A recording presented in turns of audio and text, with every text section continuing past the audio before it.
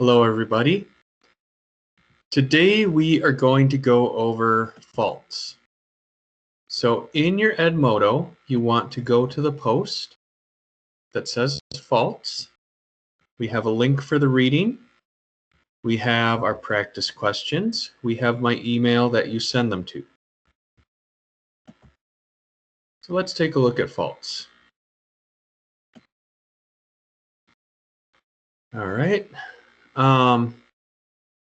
So when a rock gets under enough stress, it is going to break or what you call fracture. Along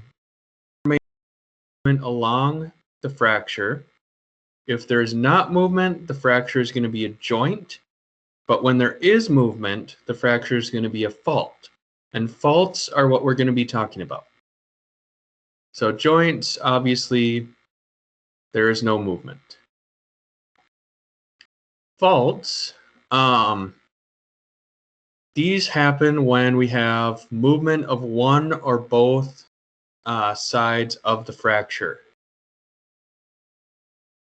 So faults can occur alone, or you can have a cluster of faults. If you have a cluster of faults, you are going to have what you call a fault zone.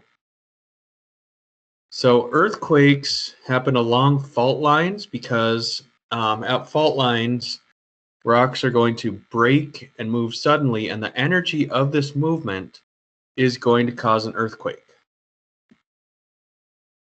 So let's look at some of these faults. So the slip is the distance that rocks move along a fault. As one block of rock moves past the other, the angle of the fault is the fault's dip.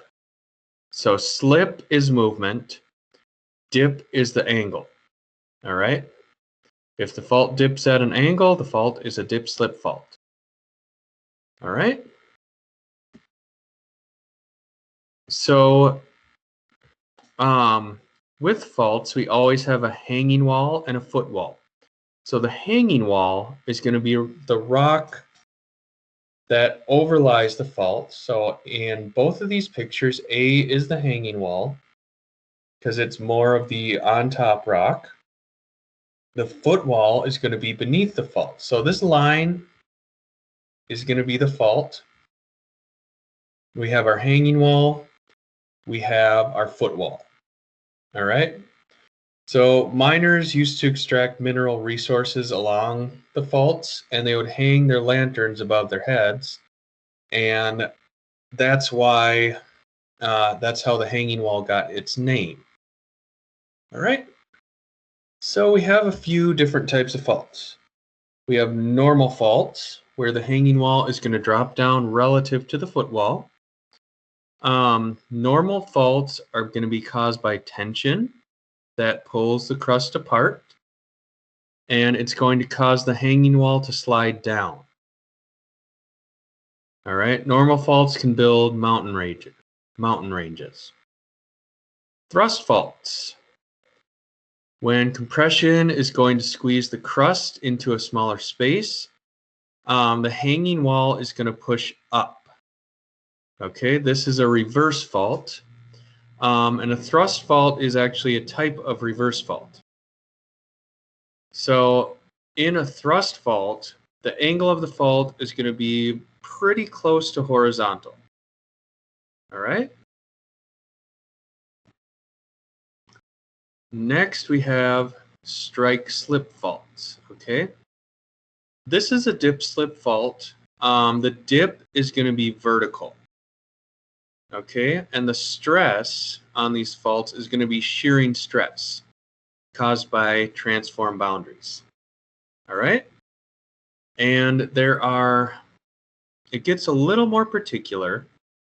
So if you stand with one foot on each side of the fault, one side is moving toward you while the other moves away.